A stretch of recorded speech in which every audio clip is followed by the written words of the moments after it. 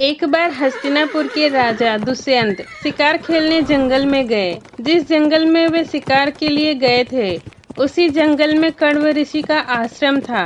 कण्व ऋषि के दर्शन के लिए महाराज दुष्यंत उनके आश्रम पहुंच गए। पुकार लगाने पर एक सुंदर कन्या ने आश्रम से बाहर आकर कहा, हे राजन, महर्षि तो तीर्थ यात्रा पर गए हैं, किंतु आपका इस आश्रम में स्वागत है। उस कन्या को देखकर महाराज दुष्यंत ने पूछा, बालिके आप कौन हैं? बालिका ने कहा, मेरा नाम शकुंतला है, मैं कण्व ऋषि की पुत्री हूँ। उस कन्या की बात सुनकर महाराज दुष्यंत आश्चर्यचकित होकर बोले, महर्षि तो जन्म से ब्रह्मचारी हैं, फिर आप उनकी पुत्री कैसे हुई? उनके इस प्रश्न के उत्तर में शकुंतला ने कहा, वास्तव में मेरे माता पिता मेनका और विश्वामित्र हैं। मेरी माता ने मेरे जन्म होते ही मुझे वन में छोड़ दिया था, जहाँ पर शाकुंत नामक पक्षी ने मेरी रक्षा की, इसीलिए मेरा नाम शकुंतला पड़ा।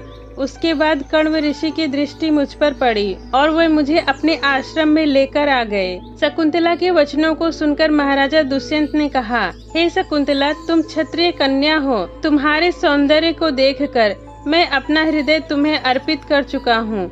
यदि तुम्हें किसी प्रकार की आपत्ति न हो तो मैं तुमसे विवाह करना चाहता हूँ। शकुंतला भी महाराज दुष्यंत पर मोहित हो चुकी थी, अतः उन्होंने अपनी स्वीकृति प्रदान कर दी। दोनों ने विवाह कर लिया। कुछ काल महाराज दुष्यंत ने शकुंतला के साथ विहार करते हुए वन में ही व्यतीत कर दिया। फिर एक दिन वे शकुंतला से बोले, हे प्रियतमे, मुझे अब अपना राज कार्य देखने के लिए हस्तिनापुर वापस जाना होगा। महर्षि कण्व ऋषि के तीर्थ यात्रा से लौट आने पर मैं तुम्हें यहाँ से विदा कर अपने राजभवन ले जाऊंगा। इतना कहकर महाराज ने शकुंतला को अपने प्रेम के प्रतीक के रूप में अपनी स्वर्ण मुद्रिका दी और हस्तिनापुर चले गए। एक दिन शकुंतला के आश्रम में महर्षि दुर्वासा ऋषि पधारे। महाराज दुष्यंत के विरह में लीन होने के कारण शकुंतला को उनके आगमन का ज्ञान भी नहीं हुआ और उन्होंने दुर्वासा ऋषि का यथोचित स्वागत नहीं किया। दुर्वासा ऋषि ने इसे अपना अपमान समझा और क्रोधित होकर बोले, बालिके, मैं तुझे श्राप देता हूँ कि तू जिस किसी के ध्यान में लीन होकर तूने मेरा निरादर किया है वो तुझे भूल जाएगा। दुर्वासा ऋषि के श्राप को सुनकर शकुंतला का ध्यान टूटा और वह उनके चरणों में गिरकर क्षमा प्रार्थना करने लगी। शकुंतला के क्षमा प्रार्थना से द्रवित होकर दुर्वासा ऋषि ने कहा, अच्छा, यदि तेरे पास उनका कोई प्रेम चिन्ह होगा तो उस चिन्ह को देखकर उन्हें तेरी स्मृति हो आएगी। महाराज दुष्यंत के सहवास से शकुंतला गर्भवती हो गई थी। कुछ काल पश्चात कण्व ऋषि तीर्थ यात्रा से लौटे। तब शकुंतला ने उन्हें महाराज दुष्यंत के साथ अपने गंधर्व विवाह के विषय में बताया। इस पर महर्षि कण्व ने कहा, पुत्री, विवाहित कन्या का पिता के घर में रहना उचित नहीं। अब तेरे पति का घर ही तेरा घर है। इतना कहकर महर्षि ने शकुंतला को अपने शिष्यों के साथ हस्तिनापुर भिजवा दिया। लेकिन मार्ग में एक सरोवर में आचमन करते समय महाराज दुष्यंत की दी हुई शकुंतला की अंगूठी, जो कि प्रेम चिन्ह थी, सरोवर में गिर गई।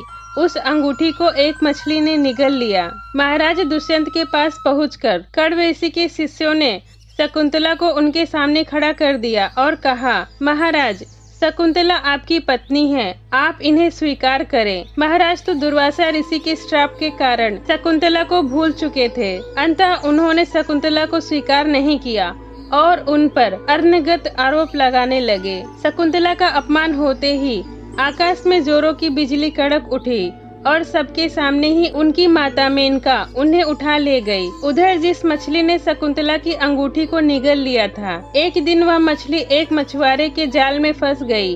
जब मछुआरे ने उसे काटा तो उसके पेट से अंगूठी निकली। मछुआरे ने उस अंगूठी को महाराज दुष्यंत के पास भेंट के रूप में भिजवा दिया। अंगूठी को देखते ही महाराज को शकुंतला का स्मरण हो आया और वे अपने कृत्य पर पश्चाताप करने लगे। महाराज ने शकुंतला को बहुत ढूंढा, किंतु उनका पता नहीं चला।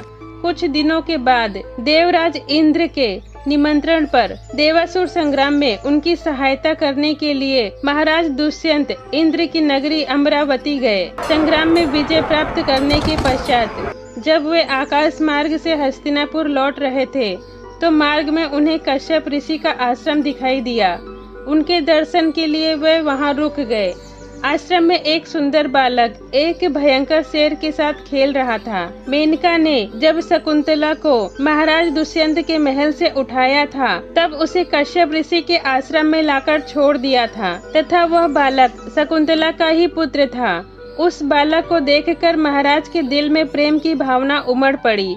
वे उसे गोद में उठाने के लिए आगे बढ़े तो शकुंतला की सखी चिल्ला उठी, हे भद्र पुरुष, आप इस बालक को न छुए, अन्यथा उसके बाजू में बंधा काला धागा सांप बनकर आपको डस लेगा। यह सुनकर भी दुष्यंत स्वयं को न रोक सके और बालक को अपने गोद में उठा लिया। अब सखी ने आश्चर्य से देखा कि बालक के बाजू में बंधा काला धागा पृथ्वी पर टूटकर गिर गया। सखी को ज्ञात था कि बालक को जब भी उसका पिता अपने गोद में लेगा, वह काला धागा पृथ्वी पर गिर जाएगा। सखी ने प्रसन्न होकर समस्त वृत्तांत शकुंतला को सुनाया।